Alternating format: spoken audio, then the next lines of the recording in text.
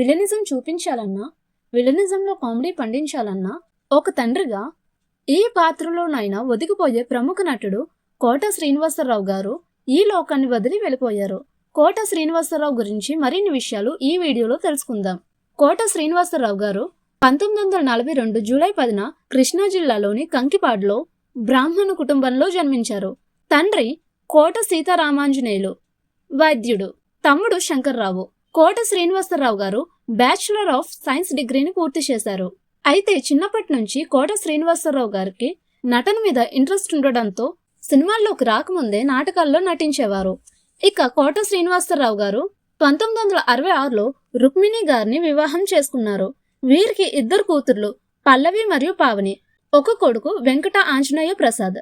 ఇక కోట శ్రీనివాసరావు గారు సినిమాల్లోకి రాకముందు స్టేట్ బ్యాంకులో పనిచేసేవారు.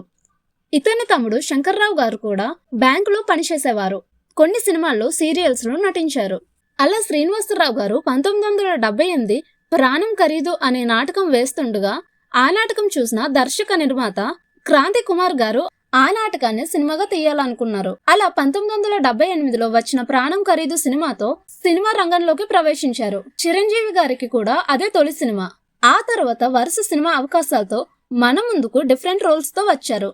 ప్రతిఘటన సినిమాలో విలన్ గా మంచి గుర్తింపు వచ్చింది. ఇతను చేసిన ఆహనా పిల్లంట మూవీలో పిసినారి పాత్ర మనకి ఎప్పటికీ గుర్తుండిపోతుంది. ఇతను బాబు మోహన్ గారితో ఎక్కువగా నటించారు. కోట శ్రీనివాసరావు గారు తెలుగు, తమిళ్, హిందీ, మలయాళం భాషల్లో ఇప్పటి వరకు 750 సినిమాల్లో నటించారు. అయితే 2010లో శ్రీనివాసరావు గారి జీవితంలో తీవ్ర ఎదురుదెబ్బ తగిలింది. కొడుకు ప్రసాద్ యాక్సిడెంట్ లో చనిపోవడంతో కోట శ్రీనివాసరావు గారు మానసికంగా కృంగిపోయారు. ఇతను కొడుకు ప్రసాద్ గారు కూడా గాయం 2 సిద్ధం సినిమాల్లో నటించారు. తన కొడుకు ప్రమాదం తర్వాత ప్రజల్లో రోడ్డు భద్రత అవగాహనను ప్రోత్సహించడానికి శ్రీనివాసరావు గారు రాష్ట్ర ప్రభుత్వంతో కలిసి పనిచేశారు. ఇక కోట శ్రీనివాసరావు గారు విలన్ గా, క్యారెక్టర్ ఆర్టిస్ట్ గా, కమెడియన్ గా, తండ్రిగా తనదైన ముద్ర వేసుకున్నారు. ఇలా సినిమాలకి పరిమితం అవ్వకుండా రాజకీయ నాయకుడిగా 1999 నుంచి 2004 వరకు ఆంధ్రప్రదేశ్లోని విజయవాడ తూర్పు నుండి బీజేపీ పార్టీకి ఎమ్మెల్యేగా పనిచేశారు. ఇక తర్వాత రాజకీయాల నుంచి తప్పుకొని సినిమాల్లోనే కంటిన్యూ అయ్యారు.